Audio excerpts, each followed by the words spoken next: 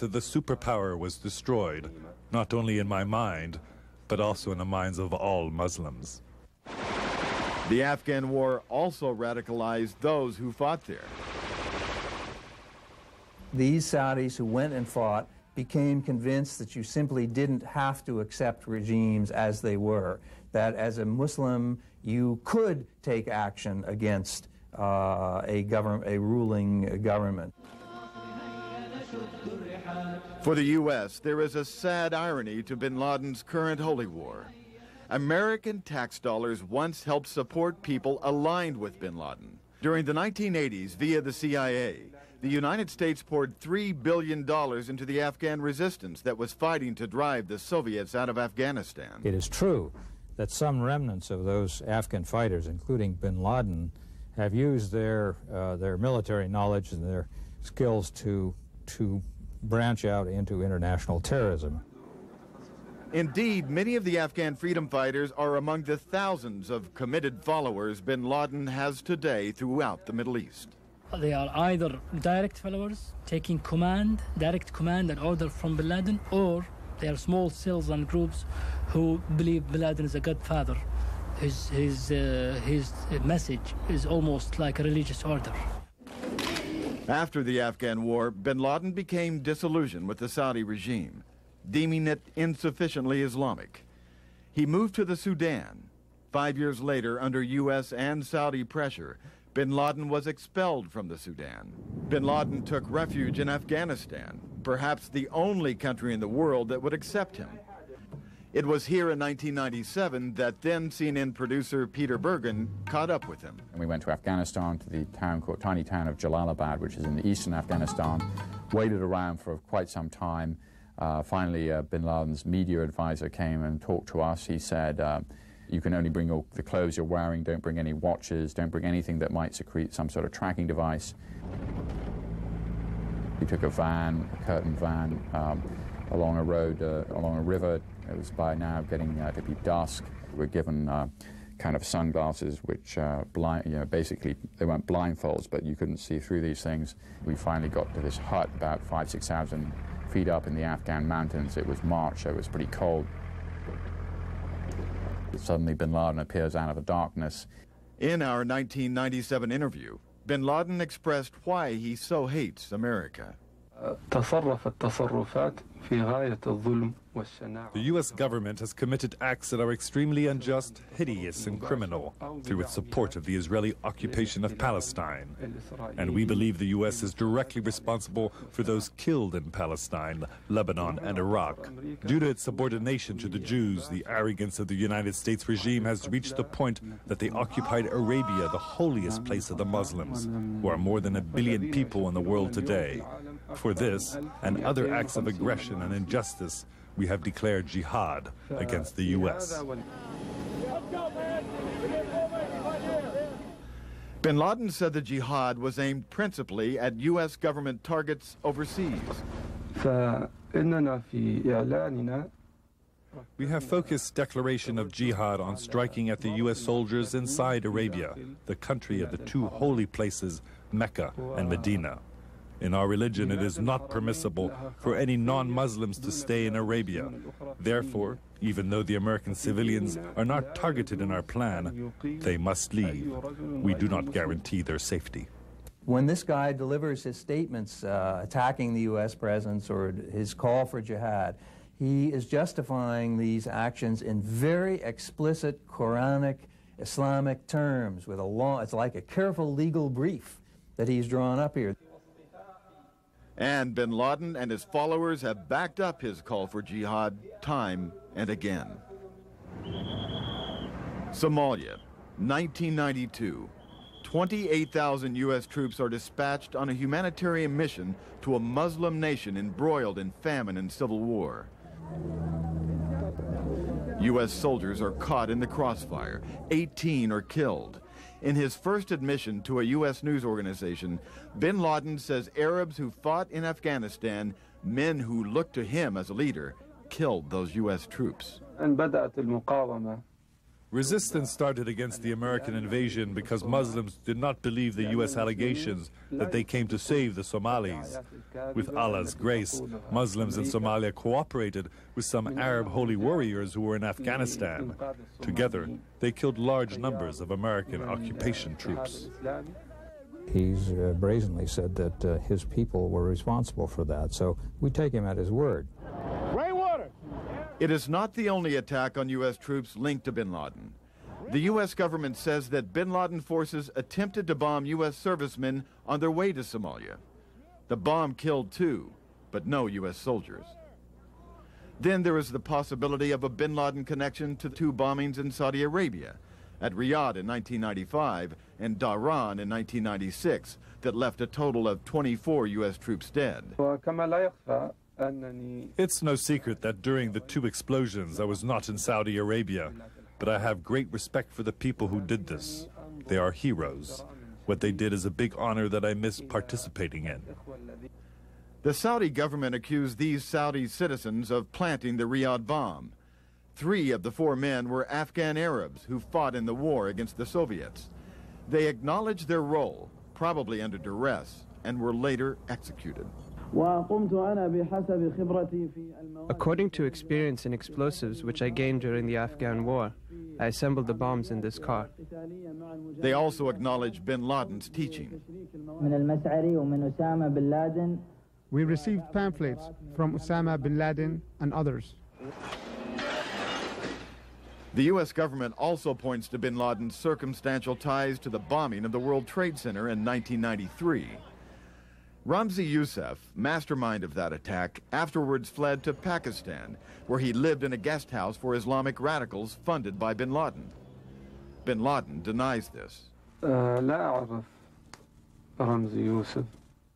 don't know Ramzi Youssef.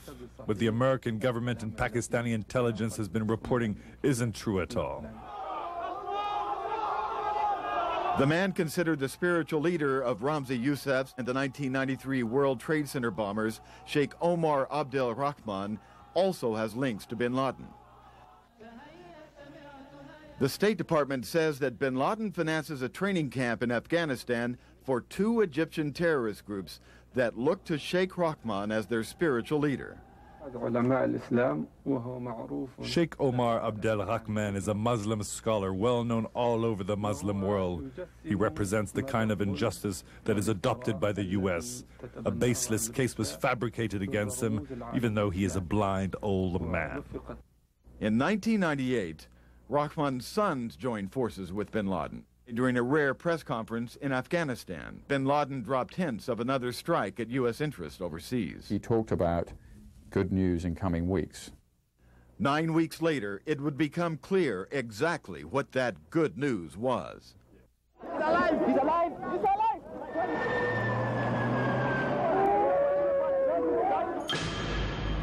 On August 7, 1998, at about 10:30 a.m., a car bomb exploded outside the U.S. Embassy in Nairobi, Kenya. 9 minutes later, and hundreds of miles to the south, another explosion outside another American embassy. This one in the Tanzanian capital of Dar es Salaam.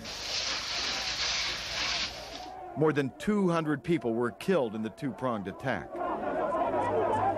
One of the plotters, carrying a poorly forged passport, was detained at Pakistan's Karachi airport just hours after the bomb went off. He later confessed his involvement to intelligence officials. Another suspect was arrested by Kenyan officials and handed over to FBI agents. He confessed to his role in the bombing during a week of interrogations. Bin Laden was later implicated in the attack. On the embassy bombings, you've got the best law enforcement case indicating bin Laden's involvement. You have the plea bargain of one of the senior members of the organization basically saying, he sent me to Kenya in 1993 to go and photograph the embassy there, and then when I showed him the photographs, he said, that's where we can put the truck bomb. Case closed. 13 days after the bombing, U.S. cruise missiles rained on bin Laden targets in Afghanistan and Sudan. Today, I ordered our armed forces to strike at terrorist-related facilities in Afghanistan and Sudan. But bin Laden emerged unharmed. He and his key aides had anticipated the U.S. would retaliate and vacated their main training camp in eastern Afghanistan. The unsuccessful attack elevated bin Laden to cult figure status among Muslim fundamentalists. New Year's Eve 2000. Amid fears concerning the Y2K bug, a different kind of catastrophe was waiting to happen. Terrorist plans to attack celebrations in Seattle, bomb LAX airport in Los Angeles, sink a U.S. warship refueling in the Middle East, and bomb tourist sites in Jordan. The attacks were foiled. They were linked to followers of bin Laden. Later last year, on October 12th, an attack that didn't fail. 2 suicide bombers pulled a small boat alongside the USS Cole as it was refueling in Yemen. The blast blew a hole the size of a house in the hull of the Navy destroyer and killed 17 U.S. sailors. U.S. intelligence officials say bin Laden's fingerprints are unmistakable. During the last several years, it is believed bin Laden has been hiding out in the remote mountains of Afghanistan, a rugged terrain he knows very well. The country is dominated by the Taliban, a movement of religious students turned warriors who have imposed their harsh interpretation of Islam. The Taliban have declared that bin Laden is their guest, providing he does not attack other nations. The shadowy figure made a rare public appearance in a videotape that emerged from Afghanistan at the beginning of this year. It shows bin Laden at the wedding of his son to the daughter of a longtime aide.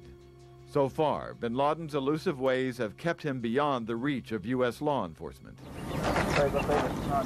He is thought to change his residence continually, often moving at night. But he still manages to get his message out. They've essentially fused 2 very different things. One is a sort of almost medieval reading of Holy War, based on some medieval Muslim scholars with the most up-to-date technologies available today. I mean, bin Laden and his folks use satellite phones. They use the internet to get their message out. Bin Laden's latest message, in the propaganda recruiting video that surfaced this summer, implies more action aimed against the United States. On the tape, bin Laden specifically says, basically, I was responsible for these series of anti-American attacks, including the Cole in Yemen, and he concludes the tape by saying the victory of Yemen will continue. In his interview with CNN back in 1997, he made this chilling warning about his future plans. You'll see them and hear about them in the media, God willing. No one will soon forget what twin terrorist attacks impact that had on the city here. Right now you're looking at the shot at the round-the-clock rescue and cleanup activities. The FBI now calling this the largest crime scene ever on U.S. soil. It was expanded overnight when a passport belonging to one of the hijackers was discovered in the afternoon several blocks from the crash site. That prompted the FBI and the police to widen the search area beyond the immediate crash site. In New York, the number of missing seems to be growing. That number has now risen to over 5,000. And right now, CNN's Ann McDermott takes a look at one man whose life appears to be have been wiped out when his plane, American Airlines Flight 11, crashed into one of the Twin Towers. This is supposed to be such a happy time for Kelly Lee. She's just had a baby, her second little girl. But just 2 days before the birth of Allison Danielle, Kelly's husband Dan was killed. He was on board American Airlines Flight 11 on Tuesday morning. This doesn't seem possible or believable yet to me, so I just keep expecting him to come back or walk in the door and be here at some point. Dan was a stage carpenter for the Backstreet Boys and left the tour in Boston to come home for the birth of his baby. He called at 2 a.m. that morning, his time in Boston, and he just said, you know, he'd be home soon, and he loved us. Later that morning, when Kelly saw that all hell was breaking loose in Manhattan, she called her family. She called Dan's friends. because we kept hoping Tuesday that he had missed his flight. He overslept her because he'd only had like 3 hours sleep before the flight. And they said all he could talk about was how happy he was to come home. So they knew he'd be on it. And he was. And now his oldest daughter keeps breaking Kelly's heart over and over again. She's been told her daddy is dead, but she doesn't know what that means.